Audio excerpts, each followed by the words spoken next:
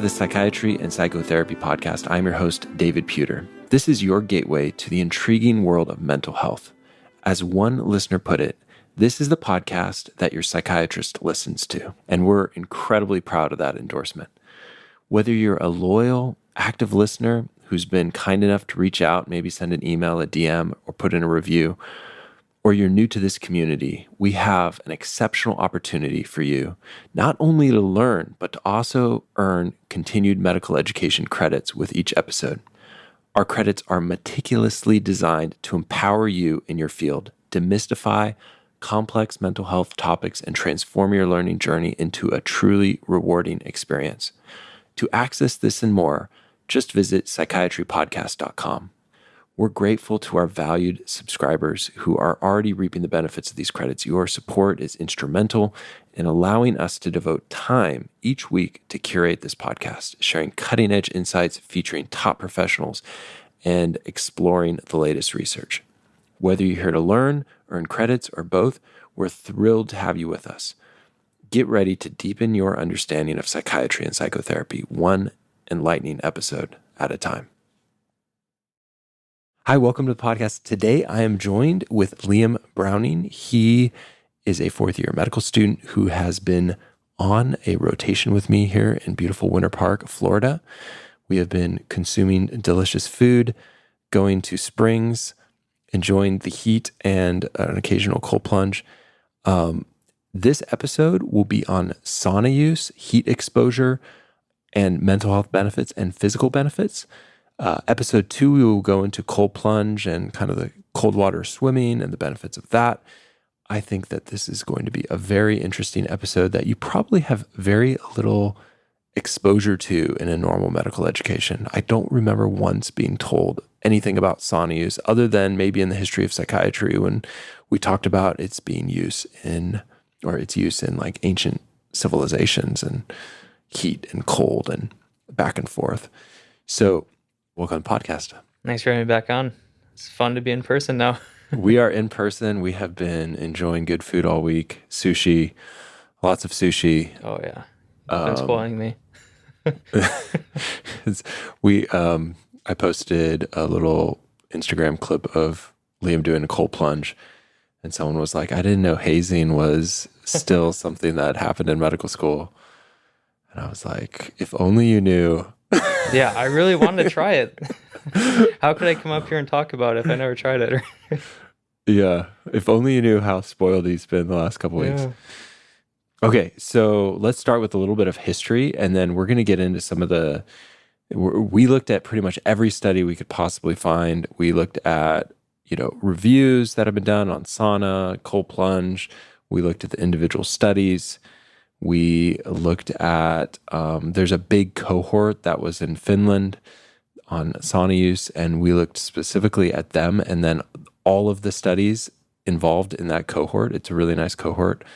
We looked at different studies on depression, psychosis, all of the above, and different heat and cold exposure. And we looked at the mechanisms, and we looked at what is known and what is not fully known. Sometimes in pop culture things, when you hear about sauna and cold plunge, it's like there's so much more that's extrapolated from fringe research studies. So we're going to talk about what is actually known, hopefully stick to the science. And we have a cool handout for this.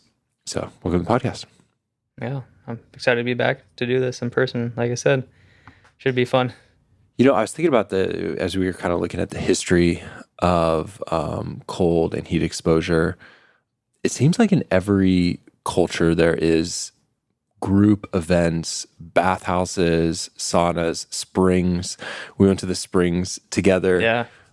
72 degrees in Florida, and it's hard to get in. Like there were so many people. We dove down about 20 feet into this spring that's gushing up. I think you were surprised at how much it was flowing up at first. There was a big current on that spring, and yeah, it was packed there. There's so many people. And, like going across the U.S. to like Yellowstone and all these places with the natural springs, there's a lot of people who like to congregate to it. So And even in other cultures too, like in Iceland, I know there's the hot springs there, and people like go thousands of miles just to go to the springs and to relax in them. Yeah. So there's something in, Roman culture, the bathhouses were just commonly places of congregating. You could see how they would put big heaters under some of them to keep some hot, keep some cold, back and forth. There's, all sorts of traditions where this is happening. Any in particular that jumped out to you as we sort of look at the history? Yeah, I thought the first historical sauna was the most interesting to me. It was out of Finland, and it's thought that it was around the time of 2000 to 4000 BCE. And essentially what they did is they built these really big pits, and they lined them with animal skins. And inside the pit, they would have a fire going throughout the day. And these fires would heat a bunch of rocks that they had in there. And the rocks would retain the heat from the hours that the fire was raging. And in the evening, they'd all congregate there. They'd put out the fire, wait for the smoke to go out, and then they'd enjoy the hot rocks, and they'd put water on that and produce steam. So these were like some congregation areas for a lot of social events. They'd cook and clean. It was sometimes a hospital, or they'd tend to the sick there. So I thought that was a pretty interesting tradition of just this big pit with a bunch of fire and rocks, and people just enjoyed it.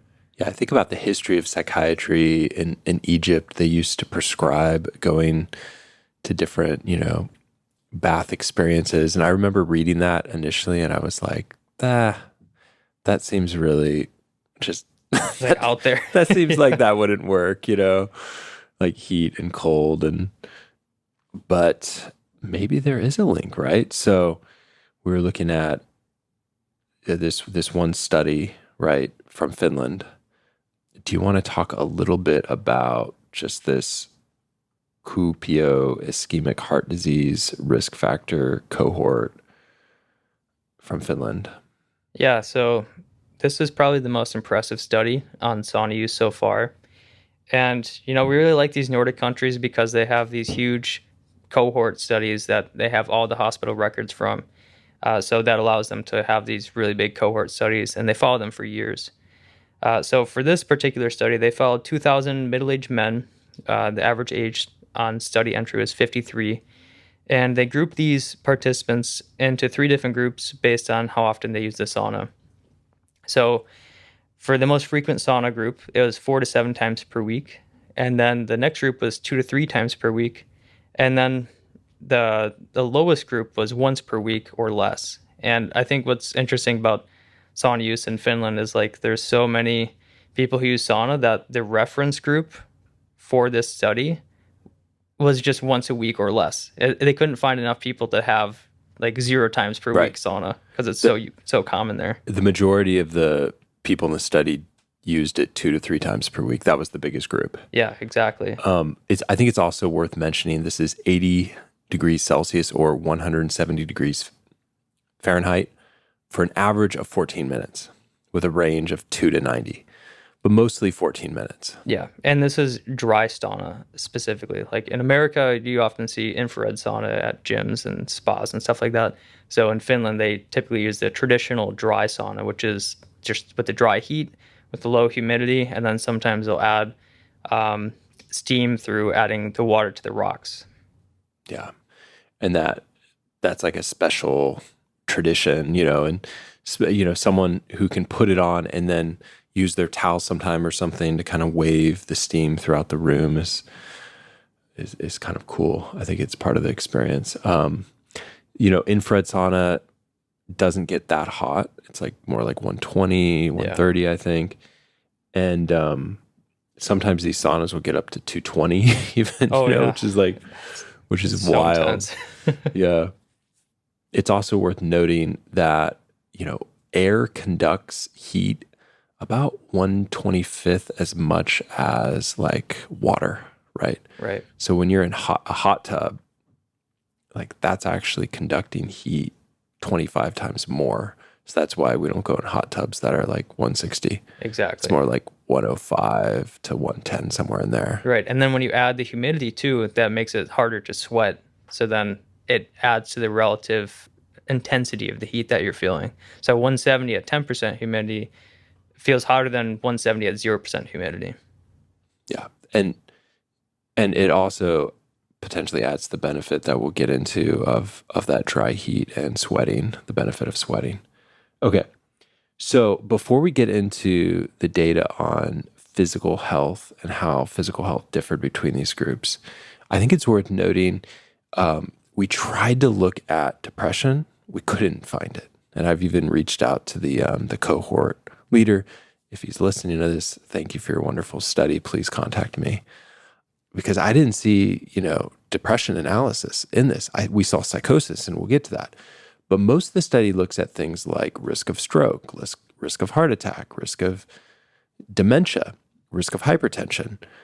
So one thing I was thinking about before is just to emphasize how intimately connected physical and mental health is, right? So for example, the average 60-year-old person has depression. Somewhere between 5 to 13% of people will have depression. So think about it like 10%. Okay, so out of 10, one person will probably be in a state of depression. Post-stroke, it jumps up to 23 to 33%. So out of 10 people, 2 to 3 people will be depressed post-stroke. Post-heart attack, about 2 out of 10, 20%. If you have out-of-control diabetes, 2 out of 10, 3 out of 10, 20 to 30%, somewhere in there. And dementia, it's even higher. It goes up to 40%. So somewhere between 20 to 40% of people with dementia will have depression. So 2 to 4 out of 10. Okay, if hypertension is out of control, once again, it's like 15 to 30%. So around 3 out of 10 people with out of control hypertension will have depression. Okay, so what does that mean? That means, like, remember, the average person is 5% to 13%. So it's about, 6 to, it could be 6 times more likely of having depression if you have one of these physical illnesses. 6 times. Yeah, and I think that kind of speaks to how cardiovascular disease and chronic brain disease like dementia and stroke, that affects the function of the brain. And if there's anything that's decreasing the function of the brain's probably not, the neurons aren't going to work as well. You're probably going to have some mood effects, cognitive effects. So anything that affects the heart and the brain is probably not great for depression or any other type of mood symptoms. Yeah. We want to preserve our physical and mental health as long as we can in our life, right? So we talk about the lifespan versus the health span, right? I would prefer, when I'm 70 years old, to be as sharp, as I am today. Yeah. And so, when I think about loving my family well, it means, like, how do I best take care of my body? How do I best take care of my brain? And so we're going to talk about these things. Okay, so let's talk about the 3 different groups and how much the sauna users who used it 3 to 7 times per week, what kind of reduction in illness did they have? Yeah, compared to the group that used sauna once a week, the 3 to 7 times per week group, they had a 40% reduced risk of all-cause mortality, 50% reduced risk of fatal cardiovascular disease, 48% reduced risk of fatal coronary artery disease, and a 63% reduced risk of sudden cardiac death. That's huge. Yeah, that's huge. Those are huge numbers. So think about it like 50%, if you just think about like half as much, okay? Half as much will have all the different things that we don't want. Yeah. In general. Okay. I know we don't want to, when we talk too much about statistics, it's hard to kind of like grasp it. But the people who used it 3 to 7 times per week at about half the rate. Okay. Come on. It must be body mass index. It must be systolic blood pressure, LDL, smoking, previous MI. What about those? Are we adjusting for those? Yeah, and we adjusted for all these different baseline characteristics in the different groups. Like you mentioned, BMI, blood pressure, cholesterol, smoking history. whether they had a previous heart attack, they had diabetes, their physical activity, and their socioeconomic status. So like with these large cohort studies, any sort of epidemiological study where you're looking at a decreased risk based on some sort of intervention that you have. In this case, you could say that the people who use sauna more often may be more healthy than someone who doesn't use sauna. So they actually controlled for this. And then also when you're looking at these large cohort studies in any epidemiological study, you want to make sure that you look at the dose-response relationship too. So in this case, the group that uses sauna 2 to 3 times per week, they didn't have a significantly reduced risk of these outcomes like all-cause mortality and decreased cardiovascular disease. So the fact that the 3 to 7 times per week group did suggest that there is a dose-response relationship. And then even when you look at the duration of the sauna use that they did, there was only a benefit above 19 minutes of for the sauna session. So if they were in the sauna for more than 19 minutes, they had a significant effect on their cardiac death, versus 11 to 19 minutes did not confer the same benefit. This is compared to saunas less than 11 minutes. Yeah, so there seems to be a dose response. Remember, the control group in this, the group where you're comparing, to, is using the sauna 1 time a week on average. So the control group is probably not the average American. Okay, so yeah, really, really interesting. And then there were follow-up studies of this as well, where they looked at the once weekly users compared to the 4 to 7 times per week user.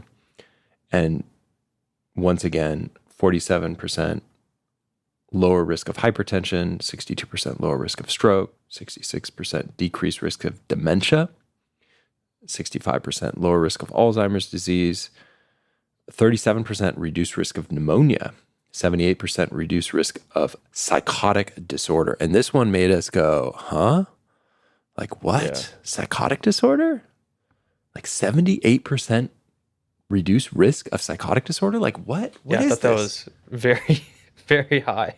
And so we were like, well, what if like these people who had schizophrenia already, because remember the age at which they introduced people into the study was like in their 50s, right? 53.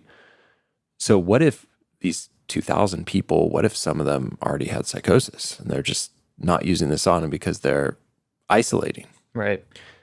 And they tried to control for that by excluding people on antipsychotics.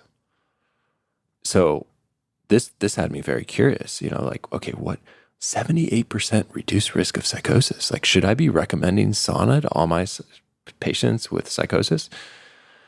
And one of the things that they commented on in their discussion was that they didn't separate people who had psychosis due to dementia and due to like a primary psychotic disorder. Yeah. They did try to control for people with depression by excluding people in one set of analysis with like who had been on an SSRI, and that didn't seem to do anything. So it's not just like depression with psychosis, but some of these people probably had delirium. Okay. Yeah, I definitely think so. And so we know that the high sauna users had reduced risk of MI, reduced risk of stroke, reduced risk of dementia. So therefore, their total brain capacity was better. Did that lead to less dementia? Did that lead to less, did lead to less dementia? Did that lead to less delirium? I think so. Yeah, probably. And so I think delirium is probably one of those things where it's like it reduced risk of future delirium and psychotic illness, right? Yeah. But we don't really know what's what. We do know that people who use the sauna probably had a healthier brain. Yeah. And I think like the number here is 78% reduced risk for psychosis. I think that is probably a little bit conflated. Like you can make an argument for the reverse causality where there's people who are more psychotic, less disorganized, or more disorganized, less social. So they're not going to be as likely to actually use the sauna. But that sort of argument doesn't really work for these other cardiovascular outcomes. So I think those numbers are probably more realistic, because like sudden cardiac death, that's like a sudden death.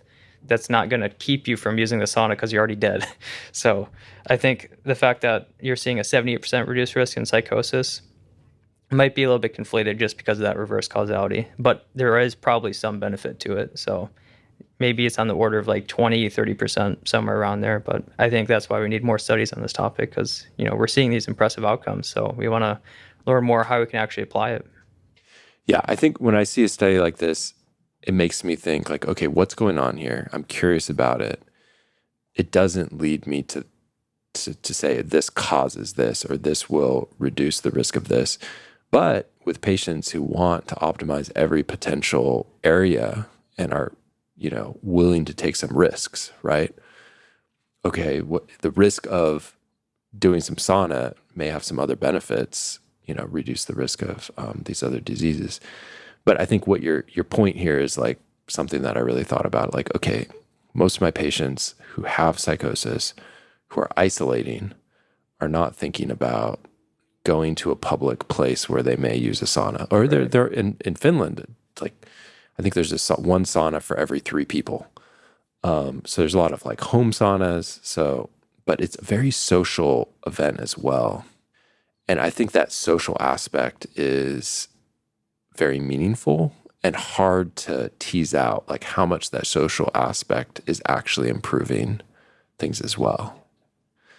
Right. So I think the biggest thing that I was thinking about as I was thinking about this was like, okay, how much is this like, you know, that study about like rat heaven where you give the rats like everything. Oh yeah, and they, what is it called? Environmental enrichment. yeah, and they just like thrive, right? Yeah. Like how much of the sauna experience, and then often they're going into a lake afterwards and they're with friends and it's back and forth. It's like, it's very relaxing, right? And so how much of that is playing into this like benefit that you're seeing on multiple domains? Yeah. Yeah, I think there's probably something to it. Not just in psychosis, but like you said, multiple domains of reducing the cardiovascular outcomes too, because we know that increased sociality can lead to a longer lifespan and better cardiovascular outcomes as well. And then, of course, for depression, which we'd like to see the data on, but fortunately at this point, we don't really have. For this study. specific study, right. Okay, let's think about comparing to other interventions like aerobic exercise. What did this study specifically look at aerobic exercise and how much that reduced all-cause mortality? Yeah, this specific cohort study, they had a separate study looking at the all-cause mortality of people with high VO2 max versus a low VO2 max, meaning like greater than 50% VO2 max compared to people with less than 50% VO2 max. And of course, for people who don't know what VO2 max is, that's the maximum number of oxygen that you can consume, and it's a very good predictor of your cardiovascular health. So what they found in this study is that those with the higher than average VO2 max had a 35% reduction in all-cause mortality compared to those with lower than average VO2 max. So this is within the same cohort, so that sort of comparison is actually really good to make. Yeah. And then there was another cool meta-analysis if you're thinking like, oh, I'm not in incredible shape. Just walking 2.5 hours a week really is helpful compared to doing zero physical activity. So there was one study where they looked at, 11 prospective cohort studies, Garcia et al., 2023, and they found that walking 2.5 to 5 hours per week compared to zero physical activity had about a 33% decrease in all-cause mortality, cardiovascular disease, and actually a 16% decrease in cancer mortality. So just doing some level of daily walking, getting your steps in, like that can have a reduction. Now, this doesn't seem as profound as that sauna study, but you can't really compare one to another because of all of the variables that are hard to tease out, right, in a cohort study. Right. And then also for this study, walking 2.5 hours a week doesn't sound like that much. And I mean, and compared to how much VO2 max you can improve, like you can have these crazy endurance athletes, top percentile of VO2 max. And these people are probably going to have less cardiovascular disease compared to someone who's just walking, right? So that's kind of where this famous VO2 max study and mortality kind of plays in, where the study looked at a cohort of participants where they ranked them based on their VO2 max performance, and they put them into 5 different categories. So compared to the lowest category, which is people with the VO2 max in the bottom 25th percentile, so the bottom 1/4 of all people, compared to those people being in the 25th to 50th percentile, so slightly below average, that gave them a 20% reduced risk of all-cause mortality. And then going up from there, being from 50th to 75th percentile, so above average, gives you a 63% reduced risk of all-cause mortality. And then even going above that, 75 to 97.5 percentile, which is considered high, that gave a 74% reduced risk. And then being elite in the top 2.5% gave you an 80% reduced risk of all-cause mortality. So even going from below average to above average of cardiovascular fitness probably does give you a greater effect. Yeah, think about that 74% reduction just for being in the top quarter of physically fit people your age. Like if you can just be in like the top 25%, like that's not running marathons. Actually, doing too many marathons may not be good, like if there is a level of extreme athleticism where, you are competing at the highest level and it may not be the best for your body. It may cause some scarring in your heart and increased arrhythmias and stuff like that. And so there's this kind of like perfect middle zone if you're looking for just peak performance in your cognitive abilities and health abilities. And I think that 74% reduction, it's higher than what we're seeing in just the sauna use, right? So if you think about like hierarchical, like beneficial things, maybe the reason why we're including this is kind of put it in perspective. Let's look at diet and how that kind of reduces risk and put that into perspective as well. Yeah, diet, I think right now the studies are kind of limited because they just look at one type of diet. So looking at the Mediterranean diet, that gave a 20% reduced risk of stroke, 21% reduced risk of cardiovascular disease mortality. And then looking at omegas, that gave a 15 to 18% reduced risk of all-cause mortality. And I think what I said about limiting how diet studies are limited is that we know that caloric deficits are probably what gives the best benefit for mortality and for cardiovascular health. And it's not realistic to put someone on a prospective diet for like 20 years and have them be in a caloric deficit. So I think the main takeaway is that if the less you eat, probably the longer that you live in general. Do we know that though? Like, have you seen those studies? At least based on animal models. Based on animal models. It's crucial here. Yeah. Right? Okay. Because I think in general, you can think about like a 20% reduction with Mediterranean or with high omega-3 foods. Like, we should eat those. Those are good for us. Those are good fuel for our body. But that kind of puts it in perspective, like exercise, being in the top 25% versus the bottom 25%. That's a 74% reduction. Sauna use, it seems to be about around a 50 for a lot of things, right? And then food is like 20. It's kind of, you can't really compare these things because they're different cohorts, different types of studies, but it gives you a general idea of how powerful that Finnish sauna study was. Okay. What about differences in the baseline characteristics between the two groups of sauna users? Like, is there any limitations we should talk about here? Yeah, so again, this is kind of going back to maybe the sauna group that used the sauna more they're already healthier when they entered the study. And like we mentioned, they controlled for this. Like there was a higher rate of smoking in the lower sauna group compared to the high sauna group. But surprisingly, the high sauna group actually used alcohol more. So, I mean, there's some nitpicky percentages here. I think they did a good job of, having the comparable, like baseline characteristics between the two groups, and they controlled for it. So I think it doesn't really take away that much from that what we see in the study. I think the crazy alcohol consumption, it's like 95% versus 83% of people use alcohol. So everyone's still using it. Everyone's using alcohol. And then also there's the idea of like the healthy user bias, where, in America, at least, you could imagine if someone's using the sauna 4 to 7 times a week, that probably means they can afford to go to a spa or a really nice gym that has a sauna there.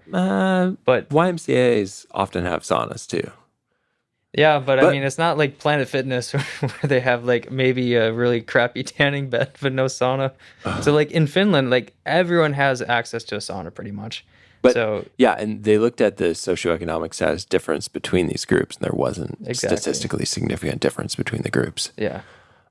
Yeah, I think that in the US, it could be considered at this point, like, yeah, a higher SES may have more access to it. But I think there are a lot of like gyms. Like I know people who don't have a lot of money, but they figure out how to do it, like go to a YMCA or go somewhere where it's like, they ask around when they plan on going to a gym, like, do they have a sauna? Do they have a cold plunge? Right, but then if you were to study this in Americans, that's like the healthy user bias. That person's willing to go out of their way to get a sauna. Maybe they're willing to go out of their way to improve their diet, and they're already exercising. So that's where it's similar to like vegetarians, where vegetarians are going to be more health conscious of their food choices, maybe their exercise choices. So studying sauna in America probably would not be as strong as studying it in Finland, like this study. In a cohort design, yeah. I think this is, and we'll talk about kind of like where we could see this being studied in a randomized controlled trial at some point. Okay. So takeaways. Let's talk about big takeaways. Yeah, one of the big things is the type of sauna that they used was the dry sauna, and they did it for 20 minutes. So 20 minutes probably confers the best benefit at 172 degrees. So this is not your average sauna, I'd say, in America, where the infrared, like you said, is like 120. These are pretty intense sessions, and I'm sure these are like veterans of sauna users. They've got acclimated to the sauna. Like the average person should probably not start out at this number. They should probably work their way up if they're interested in trying this. Yeah, absolutely. First of all, always consult with your doctor before you try something. But yeah, you want to listen to your body. It takes probably months to get heat acclimated. So you want to just plan on it being a process and listen to your body and not jump into it too quickly. It's like, oh, I need to do 20 minutes. So I'm gonna like pass out or something. It's like, that's an awful idea. Yeah.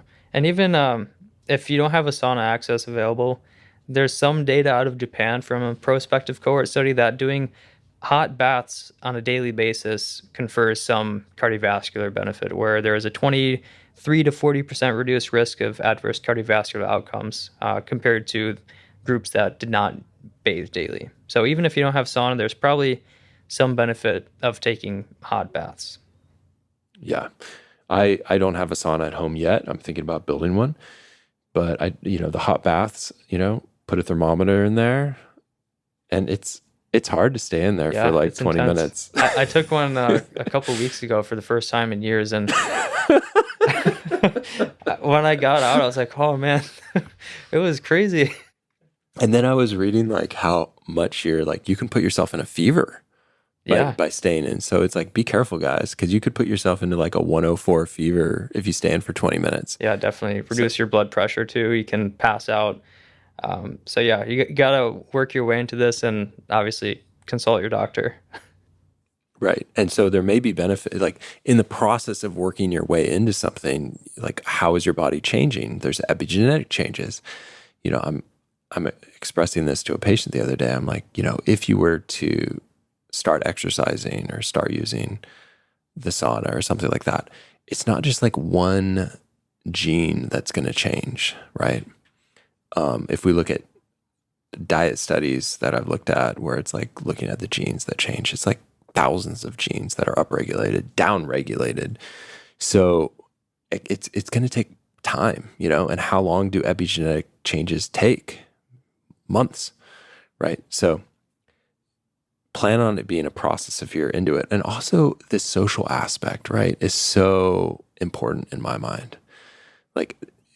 And I really do think a lot of the benefit is probably that social aspect, the laughing, the having fun, the doing it together. So it's I feel like in America, we can look at data from Finland and go oh, we need to do this. We need to grit our teeth and hey, we're going to hate this and we're just going to do it anyways because it's good for us. It's these longevity studies, for example, on exercise. Turns out tennis has the longest life increasing longevity span. Well, why is that? Maybe it's because there's a social aspect to it. Maybe it's because there's maybe it's more than just the exercise, right? Right. And you'd think that cycling or running, something very cardiovascularly intensive, would give you that benefit, but it's actually tennis. And you can't play tennis by yourself, last I checked. So there's probably that social aspect that leads to the benefits. Part of the benefit, right? Part of the benefit. Thought about that with the Adventist health studies and looking at how the vegetarianism increases lifespan. It's how are you controlling for just the community and the group of people that are doing this together, and how much of that is just the benefit of that community. Okay, so additional studies assessing cardiovascular health. What shall we go into some of this stuff? Yeah, I just wanted to mention that part of the benefit for cardiovascular health may come from the reduction in blood pressure. We know that blood pressure is a huge predictor of mortality, cardiovascular disease, stroke, and dementia. So what we found in these studies is that, like I mentioned, the 4 to 7 per week group for that prospective study had a 47% reduced risk of being diagnosed with hypertension. And there's been several randomized controlled trials about sauna use, and they find that systolic blood pressure tends to decrease by about 6 points in these studies. And in some studies, it's actually a little bit more. So, comparing that to other lifestyle interventions, that's 6 points is a lot. Looking at the DASH diet, that's, emphasizing fruits, vegetables, whole grains, low-fat dairy, and reducing sodium intake. The DASH diet gives you about 6 to 11 points on your systolic blood pressure. And that, having a sauna be comparable to one of the best evidence-based methods of reducing blood pressure, I think that's really impressive. Yeah, and it's similar to aerobic exercise. It's maybe a little bit better than sodium restriction, possibly because they're sweating out some sodium as well. Yeah. It's better than alcohol in moderation, which is 2 to 4 units of blood pressure. And the weight loss is another thing that can reduce blood pressure. Just one antihypertensive medication usually reduces about 10 to 15. So if you combine a couple of these things, let's say you're newly diagnosed with hypertension, okay, combining a couple of these things together might be, another option, right? Yeah. However, thinking about a 40-year-old with newly diagnosed hypertension, it's okay, you need to start exercising, change your diet, and start using the sauna. Or you can take this pill. And a lot of patients will be I will take the pill, And some of them will be I'll take the sauna. and some are motivated and want to do the holistic pathway, right? Okay. Yeah. And so what is the cause of the antihypertensive effect of saunas, do you think? Yeah, based on a couple of studies, it seems that the antihypertensive effect is due to the effects on endothelium, so causing the inner lining of the blood vessels to be able to dilate better, having reduced arterial stiffness, and then changes to the autonomic nervous system. So if you think about those three things together, with the fact that sauna also increases heart rate during the sauna sessions, it can increase to 100, even to 150 in very intense sessions. You start to see, especially in those longer sessions where you're 20 minutes in at a very high temperature. You're getting moderate exercise at that point. Exactly. So you're seeing all these effects and saying like, okay, it kind of looks like exercise. So To some degree. yeah, to some degree. To some degree, because and we'll get to this study where they looked at exercise alone versus exercise with sauna use. And it seems like the blood pressure changes was only in the exercise plus sauna group. Yeah. Yeah. So yeah, in this study, they compared 8 weeks of exercise alone, which in this study, they used resistance and aerobic exercise. And then they compared that to control, who did nothing, and then also exercise plus sauna. So the sauna was added on top of the exercise intervention that they had. Yeah. And this is Lee et al. 2022. So this is a randomized trial, right? Where they're randomizing them to exercise, which is actually pretty long. Like the exercise group was doing strength training and cardio, right? Yeah. Whereas the sauna group was doing strength training, cardio, and then sauna. Yep. Okay. So interestingly, the exercise plus sauna group had an improved VO2 max more than just the exercise group, decrease in cholesterol by 19, which is pretty cool. And then a systolic blood pressure decrease of 8 millimeters of mercury. So that's pretty cool. Yeah. Yeah, that's a huge effect. And I mean, what my one sort of limitation to this study is that they added the sauna on top of the exercise. So that means, like we were mentioning, if sauna is sort of similar to exercise where it increases heart rate, then maybe that additional couple of minutes did have some effect, and that led to some of the improvements. So I think that if there's other studies out there that are looking to do like a randomized control trial, you want to make sure that they're actually controlling for the number of minutes that they have the patient in the sauna compared to exercise. And there's a couple like acute studies looking at that, and looking at the acute effects on the blood pressure, and it seems like they're about the same. But maybe there is something unique to sauna that causes these unique health benefits. Yeah. And I think it makes sense to my brain that there are unique epigenetic modifications over time that are taking place in your different cells to get you more heat adapted. Right. And thinking about like, we were looking at the world record, and there used to be like this competition on like how long people could stay in like a sauna like thing. And these are incredible temperatures, right? And eventually there was some deaths that led to the end of it. But just the idea though that humans could over time develop the capacity for extreme ranges of cold and heat is so interesting to me.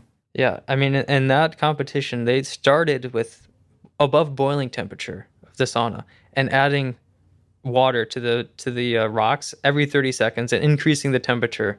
So it was insane that anyone could even stand in there for a minute, and people were in there for I think like 6 minutes or longer until one of them they died. Yeah. Yeah. Before that, there were lots of competitions for years where they I don't think they had as much water on the rocks, and they would just raise the temperature like. I think they started at like 220 or something like that. Boiling. 220 Fahrenheit. And then they would just raise it like 1 degree every minute. And people would stand for like 20 minutes or so. The world champion. That's crazy. That seems like so unpleasant to watch. And like, there's nothing in me. Like, it's like a very sort of like, let's just get really competitive with everything that could be enjoyable, right? It's like, take the fun out of it. Yeah, let's take the fun out of it. Okay, so could aerobic exercise in combination with frequent sauna have a synergistic effect on mortality? What do you think? Based on the KIHD study, or the Finnish cohort study that we're talking about, they did have one study where they looked at combined sauna and exercise, and having a high cardiovascular fitness of above 50th percentile and using sauna together, that had the greatest benefit for all cause mortality, where they died the least in this cohort, comparing that to just exercise alone, and then also compared to like low cardiovascular fitness and high frequency sauna.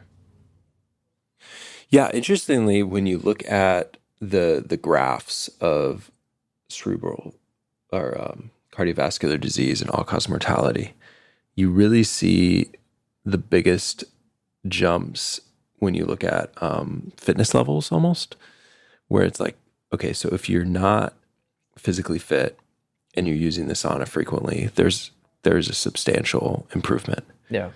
And when I looked at that data, I was like, oh, I have these patients who cannot exercise for various reasons. Like they just can't, right? And so getting in the sauna could give them that cardio that I know is good for their mental health and good for their stress and stuff like that. There does seem to be the best differentiation with both sauna use and exercise, and it really shows up in the last like 5 years of the study more.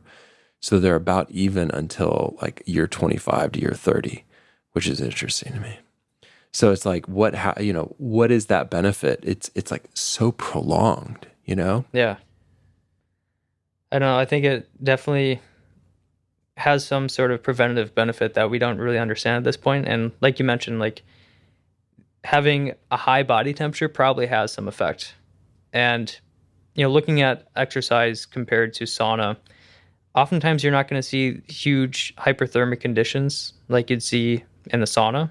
Like doing walking for 2 miles, you're not going to be running a fever, but that's still going to give you the cardiovascular benefit. So maybe there's something to just being hot by itself, and that could cause some sort of epigenetic benefit.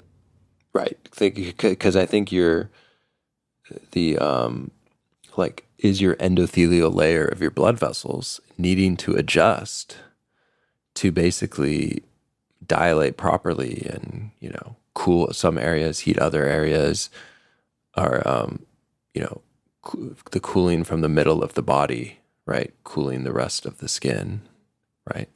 Or the sweat glands working better than they would otherwise, like the sprouting of new blood vessels to allow for better heat transfer. All of these things happen over time, as you can see with people who are pushing the limits of this over years to be able to do crazy things, right? But then I think we come back to as well the interaction with people, like how much of like that improves mental and physical well-being. Well, we know it does, right? So when you design your sauna, don't just get a one-person sauna, get like a 4-person one so you can invite some friends over to the experience. Okay. Yeah. So other potential benefits. So thinking about like heart failure patients, there's a meta-analysis that suggests that it could help them. Yeah, it could potentially help their symptoms, and even reduce BNP, which is a marker for how stretched out the heart is essentially, and it tracks with symptoms as well. So there's other benefits too, probably for peripheral vascular disease, peripheral artery disease, where, like you mentioned, improving new blood vessels forming, it probably helps with that as well. For type 2 diabetes, there's not good quality evidence at this point, but I think if it is mimicking exercise, then it probably could be beneficial. But I don't think there's been any good studies on this yet. And then looking at inflammatory joint disease like rheumatoid arthritis, psoriatic arthritis, ankylosing spondylitis, these sort of studies seem to suggest that there is a benefit for mud baths. I haven't seen any sauna studies yet. I know how you feel about mud baths. When you told me this, I thought of two things. I thought of Suits, where there was this kind of weird character in Suits who like was really into mud bathing. And then I thought to myself, like, no, we got to keep re-examining the science. Like, this isn't something you could not admit to it. Can you imagine Never get you in a mud bath. me inviting people over for a mud bath? Like I have like this giant mud bath I've created, that like heats it to the perfect temperature and stuff. Oh man. No, yeah. The mud in these studies, they took clay and also like algae and other plant materials. So it really was They were doing a good gross. mix. Yeah. Yeah, they're doing a good mix. They're doing a good mix. Yeah. Okay. How about depression? Let's jump talking about depression. Yeah, depression. This is where everyone's interested. Now, there's been a limited number of randomized controlled trials. The first one was out of Japan by Masuda et al. In 2005. And this is actually the only study on sauna use. There's been other studies on like hyperthermia, which we'll get into. But for this study out of Japan, they had 28 patients with mild depression and somatic symptoms. And they did 5 saunas per week for 4 weeks. And the sauna temperature was at 60 degrees Celsius. And they did it for 15 minutes. That's 140 degrees Fahrenheit. Yeah. So it's, it's that infrared trying to get deeper into your body, the heat. Okay. Yeah, not the dry saunas. This is mild depression and somatic symptoms. Yep. And so the somatic complaints were significantly decreased and mental complaints were decreased to trend level significance in the sauna group, according to the Cornell Medical Index. And there were no differences in the self-rating depression scale, which is interesting. So one scale showed difference, mostly somatic differences, but one scale did not show significant difference. So yeah, any thoughts on this study? Yeah, I think for patients with appetite, they did show that there was an improvement in ghrelin, which is like the hunger hormone essentially, and so that was one of the main takeaways that they had from the study. They were initially looking at ghrelin and seeing how appetite can improve, and there was a beneficial effect, and that might be related to like the metabolic effect that sauna has. So people were less hungry or producing. They're more hungry. They're more hungry. Yeah. Okay. And like appetite decrease can be a symptom of depression. So they kind of threw that in the mix. And a lot of studies have used this to support the idea that sauna is improving depression. But I don't think it's the most strongest evidence to date looking at this. I think the other piece to consider in looking at this is a short-term study, 4 weeks. Remember in some of the Finnish studies, we're really seeing the big difference, like much as years go on. Secondly, it's 15 minutes of infrared sauna, whereas the Finnish study said the most benefits were happening around 20. Right. So it could be underpowered in that way. So it's kind of like hard to underpower potentially. Yeah, your findings. Like if you want to find no findings, make the temperature much less than would be helpful and a shorter duration. And then you're also not getting that benefit of the becoming more heat adjusted over time too, right? That takes a while. Because I think, at least my experience with cold exposure, it's like it's taken a while to get more cold adjusted. Yeah, so there's going to be some epigenetic changes that need to happen that are probably going to take a while too. And even probably in the brain too. If there is beneficial effects through the cardiovascular system, that's probably going to take some time for the brain to be able to adjust to that increased oxygen and whatnot. Also, I've heard from people who do like more of like the dry sauna versus the infrared. They say they have to stay in the infrared a whole lot longer to get the same sort of effect for them. Maybe they're in it for like an hour compared to 20, 30 minutes, So take that in consideration. Okay. There was a review of depression studies of whole body hyperthermia. What did they find from that? This review looked at 7 different studies, and they used whole body hyperthermia, which in this case, I think it's kind of funny where they put patients either in a hot bath or in this like weird chamber.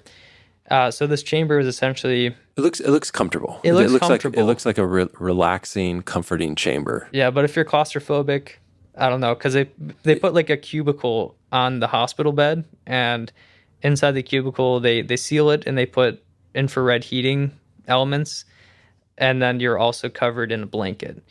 So what they did in these studies is they'd heat the participant up to the point where they had a fever, like 38.5 to 39 degrees Celsius, which is, I think, somewhere around 103 to 105 degrees Fahrenheit. 39 is 102. Okay, 102. So around 102 degrees Fahrenheit. And they do this for up to 45 minutes. And then after they had this fever, then they'd turn off the heating elements and they'd keep them in the blankets. So they'd still be pretty hot inside the heated chamber.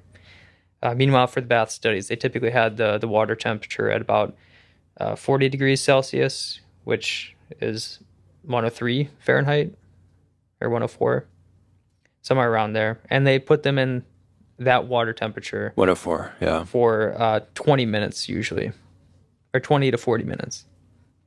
So in the study, there are 3 open label studies and 4 randomized control trials. And all 3 of the open label studies did find a significant benefit on depressive symptoms. And if they did report an effect size, it was actually pretty high. It was 1.71 to 1.85 on 2 of the studies.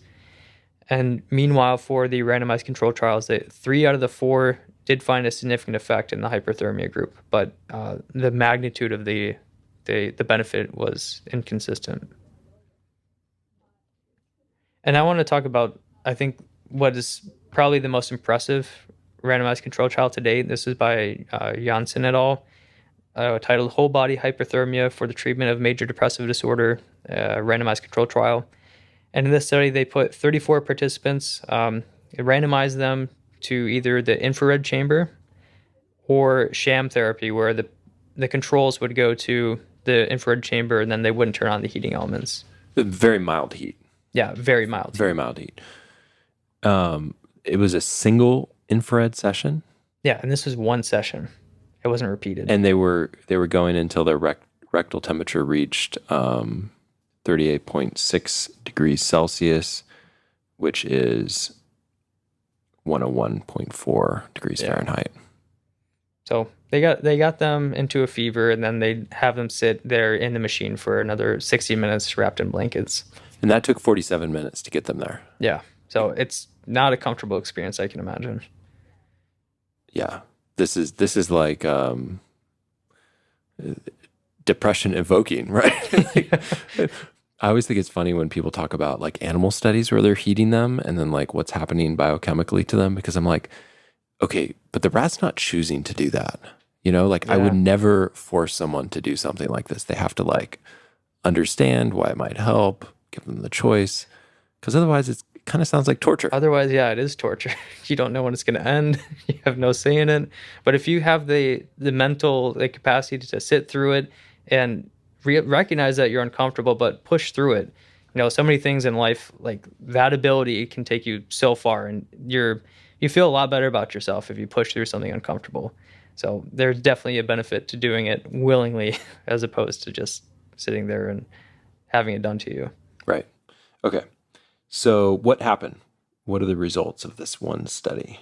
They found that after 1 week, after the single session, that there was a large decrease in depression in the whole body hyperthermia group compared to the sham treatment. The effect size was 2.23, and this effect size persisted another 5 weeks. So at week 6, the effect size was 1.66. That seems wild to me that one treatment could do that. That doesn't make sense. Yeah, to me, it didn't make sense either, and I don't think it still makes sense because it's just one treatment. And I think part of the reason why you're seeing this huge effect is it could be related to their expectancy of the treatment working. And they measured this before they gave them the treatment, and the whole body hyperthermia group, they actually had a higher expectancy of the treatment working compared to the sham group. So that could somehow play into the outcome that they got. Okay, but 70% of the sham group did believe they received active treatment. Yeah, which I think is also a point towards the study that maybe there is some effect to the whole body hyperthermia. But I think the effect size of 1.6, I think it's probably a little bit conflated. Yeah, it makes you wonder, but it's like a study like this. It's like, okay, let's get some more studies. Yeah. Okay, where's the drug company to fund this? There is none. So yeah, that's the sad part, right? There are other randomized controlled trials using multiple sessions, though. Yeah, but they each have their own limitations. So there's one that looked at 36 patients, again, randomizing them to a sham control, whole body hyperthermia, or a waitlist control. And there weren't any significant differences because there were already low baseline scores of depression between the groups. And then there's another randomized control trial where the patients had fibromyalgia, and they're actually doing some inpatient physical therapy, psychotherapy for their symptoms. So they had fibromyalgia and major depressive disorder. And they found that the hyperthermia group had improvements in pain, but they didn't have any significant differences in depression symptoms. There was a trend level significance, so the p-value was above 0.05, is 0.055.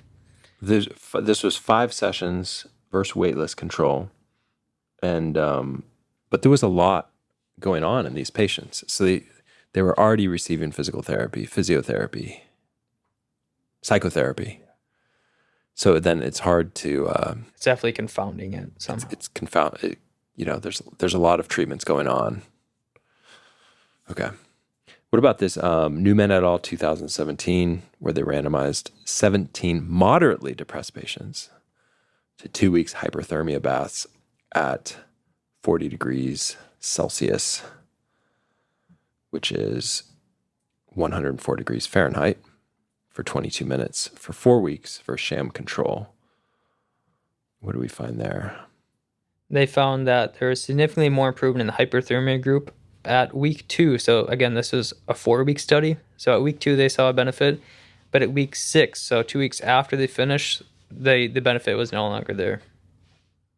And that could be because you need to keep doing you need to keep doing the treatment.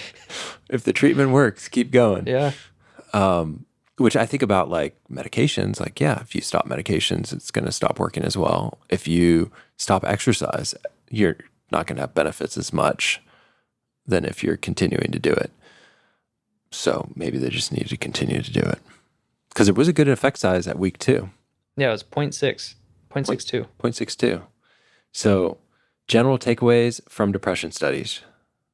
I think it's promising. Like we're seeing some effects, but we need way better studies, more larger scale, more control groups, like more highly controlled, longer duration, something that's actually similar to the Finnish sauna. So I'd like to see some funding from Big Pharma, but no, we're joking. We're joking. We would like to see the head get hot as well, right? Because in some of these studies, the head is above water, it's not getting hot. And since we're looking at depression, like, is there benefit for what's going on in the brain to get a little hot?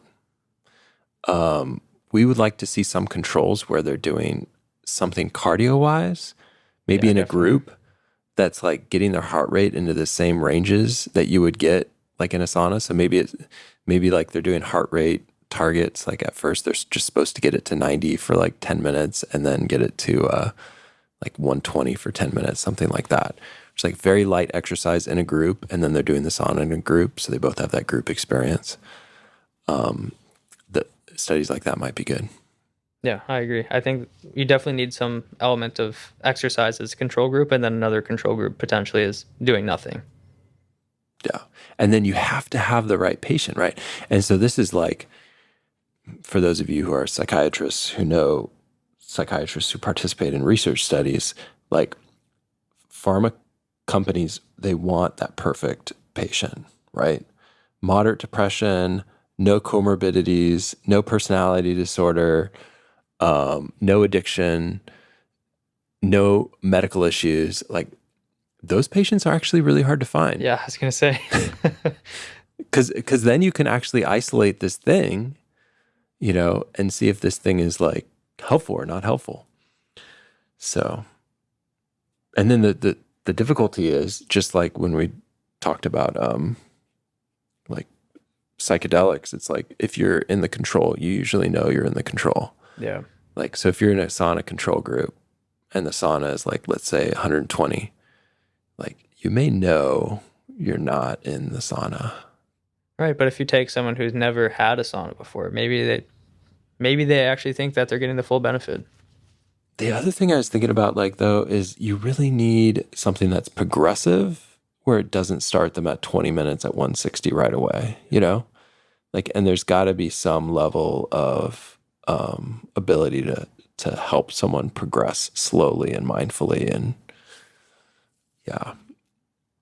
And then I personally would want to see some cold exposure added into the study as well, because I think the back and forth is so, for me, very relaxing. I've done that for years. Okay, mechanism of action of antidepressant and health effects. What could be going on? Our friend brain-derived neurotrophic factor. Good old friend, BDNF. Which we know exercise, strenuous exercise increases BDNF. Heat stress does as well. So whole body hyperthermia administered via hot baths elicits a robust increase in BDNF. You want to mention anything more about that study? Yeah, I think just the fact that there's a lot of different hyperthermia conditions where you do see an increase in BDNF, and it's on the order of probably around like 40 to 60%, but it does seem to be acute, so it'll last for like 15 minutes after you finish it. So I'm not sure how much increase in BDNF you need to see to have some benefit, because there haven't been any studies looking at hyperthermia causing BDNF and relating that to depressive symptoms, but I think that is pretty interesting to see that there is an increase in BDNF. Yep. And inflammation, what happens with inflammation? Now, this is kind of similar to like exercise-induced inflammation, where exercise increases IL-6 and then increases anti-inflammatory IL-10. So there's probably some immune benefit of sauna, but I don't think it's clearly been demonstrated yet. It might be the case that it causes an acute increase in these inflammation markers, and then there's not much of a change after that, but I don't think it's really clear what's going on there. Yeah, so I would say with inflammation markers, it's probably very similar to exercise. You have the pro-inflammatory IL-6, which increases, and the anti-inflammatory IL-10, which increases acutely while you're doing the thing. Yeah. And I think that it's like, is stress a bad thing? Like a pro-inflammatory type of IL-6? When it's acute, it's good, teaches you over time, dealing with stress over time is in a progressive way is a good thing.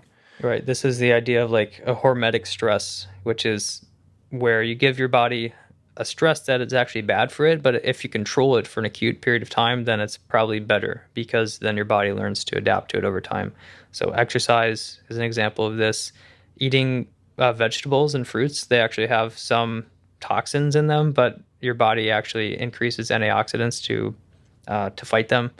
And then also cold exposure is probably some sort of hormetic stress that we'll get into.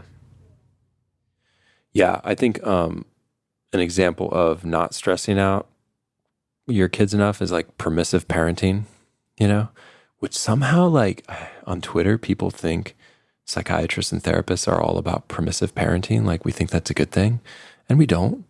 Like, but somehow that's got conflated, like attachment parenting, permissive parenting. It's like, always let your kid do whatever they want in every situation. It's like, no, that's not good. Don't or like I had a patient just the other day whose 6 and 8 year old were going to bed at 11 p.m. I'm like, 11 p.m.? Like, why? Like, my kids go to bed at 7:30, and like sleep. Sleep is so important. It's like, as a parent, it's your role. That what's beneficial for the kid doesn't understand that they need sleep. But as a parent, that's your role to be able to enforce that. They're like, well, I can't just tell my kids, they don't listen to me and then I'm yelling. And I'm like, no, that's not how you do it. You give them a nice bath, and then you read to them, and then you turn off the lights, And, for my kids, we give them a last snack. Sometimes we come in and out of their room a little bit to, remind them how much we love them.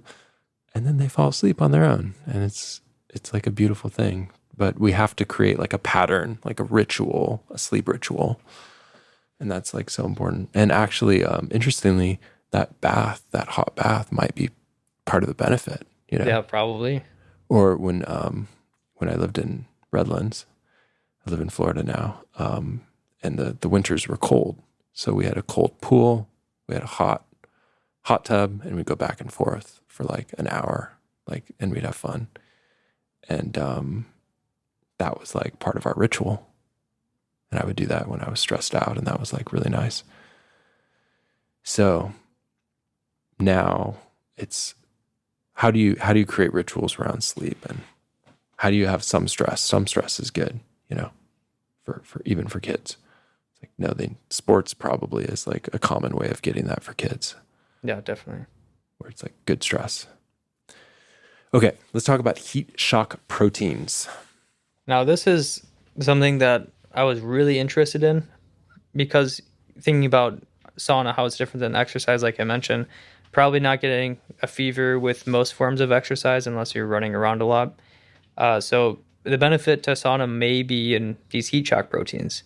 And heat shock proteins are essentially a family of proteins that make sure all the proteins in the cell are doing their job. So proteins will inevitably change shape as aging goes on. The protein's exposed to more wear and tear. And these heat shock proteins make sure that the other proteins stay in shape. And they do this by physically using ATP and physically changing the shape of the protein, which I think is actually crazy to think about. So with aging, again, there's these proteins that degrade, and oftentimes they can clump up. And our ability to deal with these clumped up proteins probably decreases over time as heat shock proteins become less efficient. Their numbers might decrease. So there's different diseases like Alzheimer's, different types of dementias, Lewy body dementia, Parkinson's, Huntington's disease. These are all associated with clumping up of proteins. So if you increase the number of heat shock proteins, there's the thought that maybe you can actually decrease the proteins that are clumping up and then improve symptoms. And there's actually a couple drugs out there that they're trying in, I think, phase 1, phase 2 clinical trials, looking at the potential protective role of these heat shock proteins for neuroprotection for Parkinson's disease, and then also for like seizures and strokes. Yeah, so, it's so complicated, right? We're not talking about one protein. Okay, we're talking about a lot of proteins. And these proteins are used they play a critical role, right? Heat shock proteins, to fold and refold damaged proteins, right? So, we produce proteins. Our DNA produces RNA. RNA goes to ribosomes. Ribosomes create a protein. This protein is 100 of amino acids that just magically folds into a functional protein, right? Sometimes those heat shock proteins are helping that folding process. Sometimes when there's damaged proteins, they're helping refold them or know that they're damaged, So they're doing a lot. And so the heat shock proteins are implicated in dementia and Parkinson's disease. So yeah, there's a lot that have been studied in particular. And if we got into the numbers, it would be like probably overwhelming at this point in the podcast to listen to all of the different ones. Suffice to say, they increase in exercise and they increase in sauna use. Yep.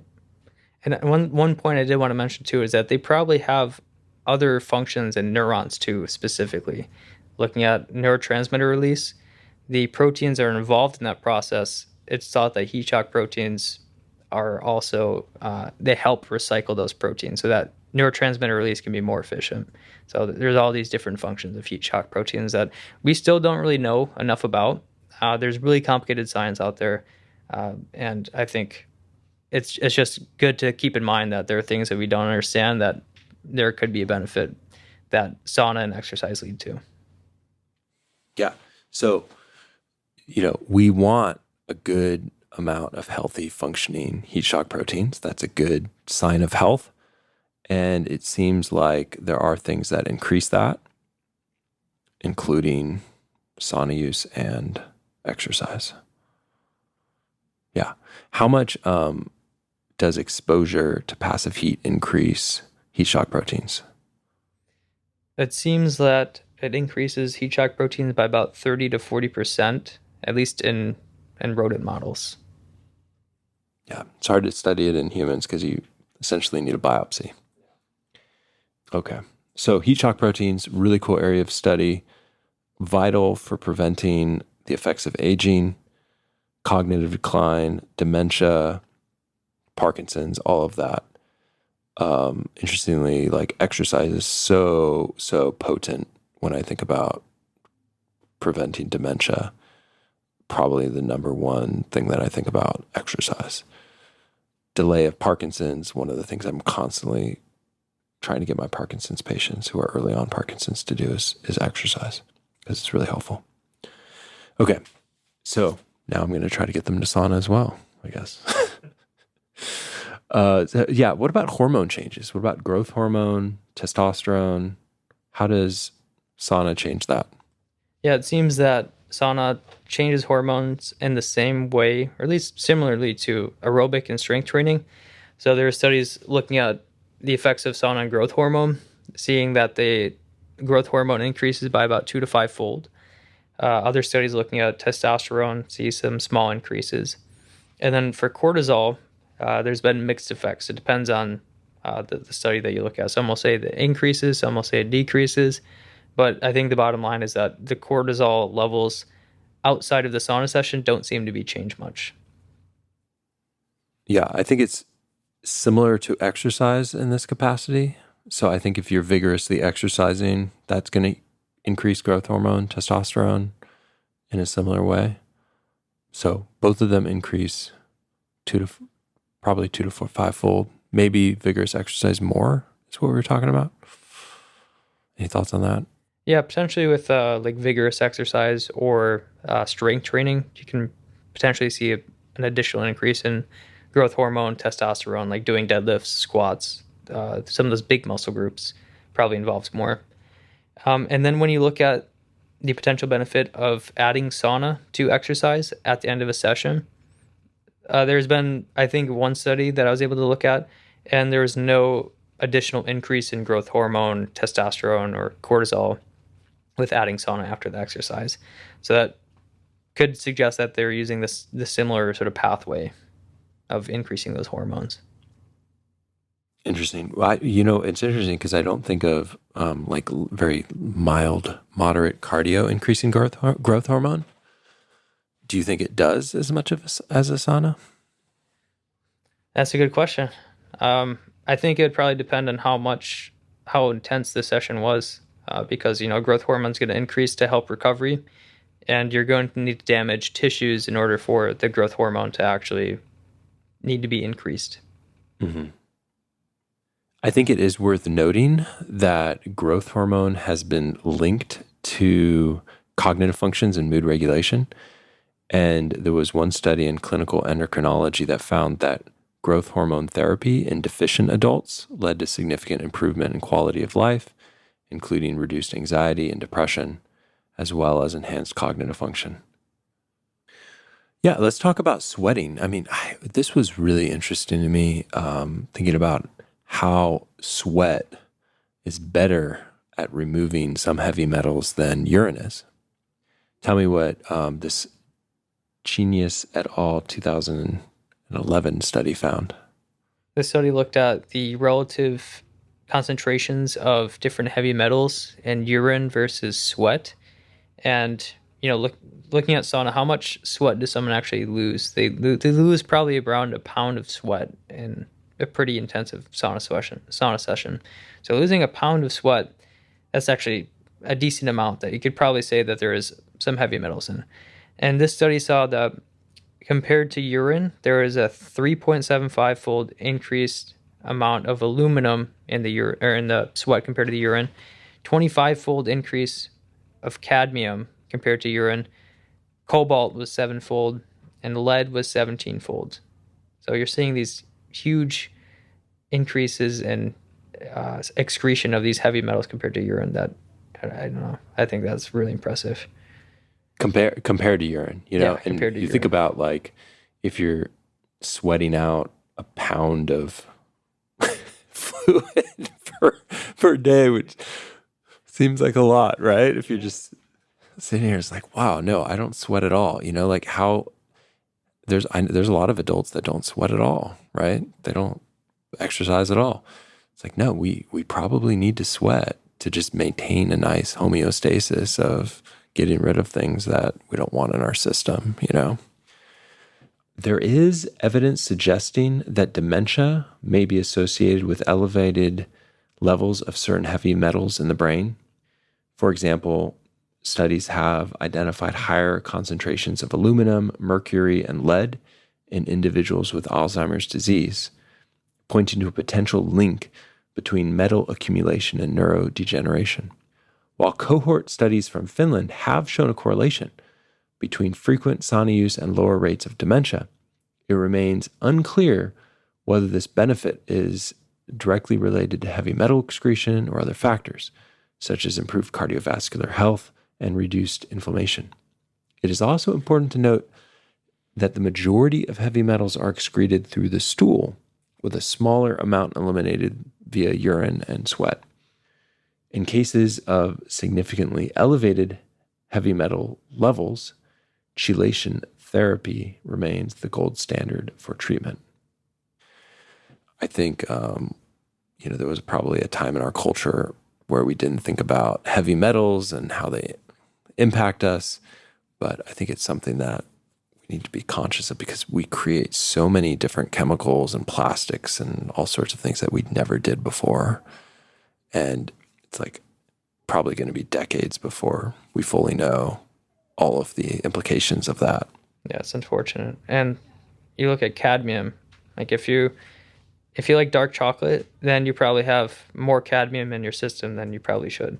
So maybe if you're a big dark chocolate lover, it's probably a good idea to start sweating a lot. This is good for me then. Okay. Like I can eat my chocolate while I'm in my sauna, guilt-free. Yeah. In a future episode, we may want to dive into the complexity of this and look at where, maybe humans have too much fear, maybe where we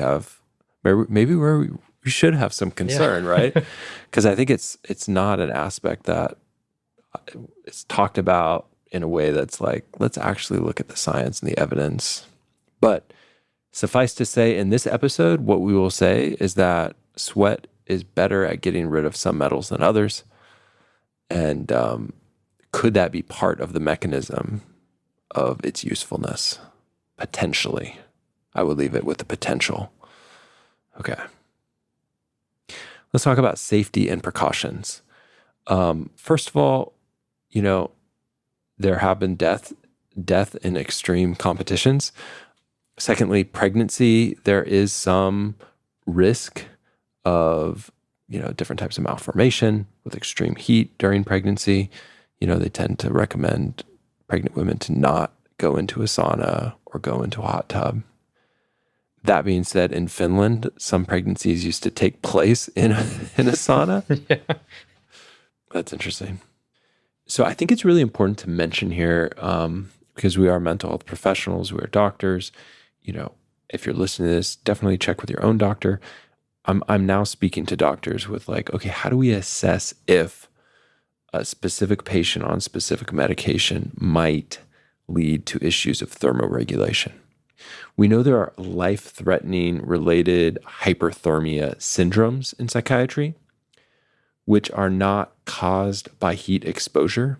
These may include things like neuroleptic malignant syndrome, from antipsychotics, serotonin syndrome, malignant or lethal catatonia, which is often linked to antipsychotics and mood stabilizers, anticholinergic toxicity syndrome, when someone is on a ton of anticholinergic medications, stimulants like cocaine, amphetamine, those can cause toxicity, things that we don't necessarily give, but could lead to hyperthermia and life-threatening high temperatures.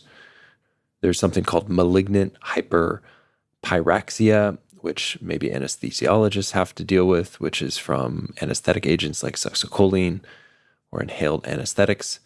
There's if a patient all of a sudden decides to get off of a dopamine agonist, let's say they have Parkinson's disease, they could have a Parkinsonianism hyperpyrexia syndrome, which is a high fever from that. And then there's a thyroid toxicosis from, maybe high thyroid, like thyroid storm is another word for it. And this may be exacerbated by like amiodarone. Okay, so those are things I'm not going to go into a ton. We know those exist. I'm more interested in how medications impact heat tolerance. Have any medications had a higher association with heat exhaustion, heat stroke, dehydration? These probably take place more in elderly and people with predisposing cardiovascular conditions. We looked at some case studies, some case control studies, Bongers et al. 2020, Kalish Elliott et al. 2016. I'll put these notes on my website, psychiatrypodcast.com. So there are cardiovascular drugs, specifically diuretics.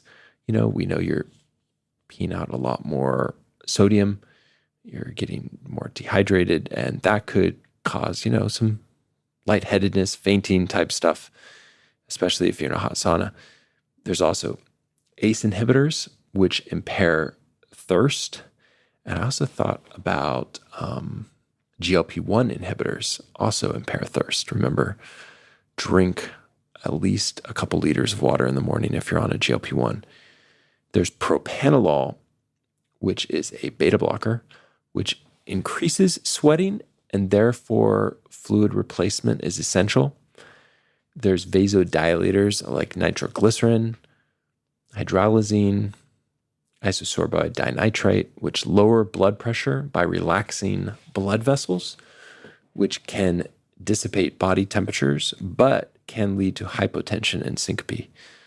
So, fluid replacement, getting enough fluid is important, especially if you're planning on being in a hot environment.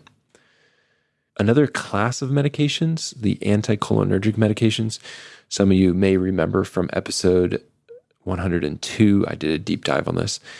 Anticholinergic medications can decrease sweating. Some of these include commonly used antipsychotics like clozapine, olanzapine, quetiapine, chlorpromazine, also amitriptyline, oxybutynin, benztropine. So consider that this will decrease sweating. Now, note, like in a hot tub, sweating doesn't necessarily help you except on your face, cool down. But in a sauna, maybe shorter durations are going to be important for this type of medication. Antipsychotics, I listed a couple there that were highly anticholinergic, but they also can impact us in other ways. We know that D2 receptors get blocked and can cause hyperthermia through neuroleptic malignant syndrome, but it could also potentially, through a non-MS mechanism affecting the hypothalamus, kind of mess with the body's principal heat regulator. So we have to consider also with other antipsychotics that they block alpha-1, especially those that have strong sedative properties like chlorpromazine and olanzapine. This reduces peripheral vasodilation. Okay, so alpha-1 usually dilates the external blood vessels. So if you block it, it constricts it. There's also clozapine, which fever is actually a notable side effect in the first couple weeks of initiating the drug. prevalence is suggested between like 6 and 60%. And it's hypothesized to be a result from immunomodulatory effects on the hypothalamus. If a patient on clozapine presents with fever, other things need to be ruled out, like agranulocytosis, myocarditis. We also know clozapine is highly anticholinergic and can reduce sweating in some patients. So, if they have reduced sweating, constipation, urinary retention, those are anticholinergic side effects. They may have also reduced sweating. However, we know clozapine also has a paradoxical agonism at some muscarinic receptors in the body, leading to excessive drooling and, in up to 6% of cases, excessive sweating. So that may lead to dehydration. So you have to kind of know the patient. The other thing to consider is SSRIs. So SNRIs can impair thermoregulation of the hypothalamus and increase the risk of hyponatremia in SIADH, especially in the elderly taking fluoxetine and citalopram. I would note that probably most people with an SSRI are probably fine, but you have to consider each individual patient. And maybe if you're considering this and you're a professional, you want them to take some data and bring it back to you. Like, okay, what was it like after 5 minutes? What was it like? What was your temperature? Stuff like that could potentially allow you to safely get someone heat adapted. Contraindications: alcohol use, hypotension. If you're really lightheaded, get out.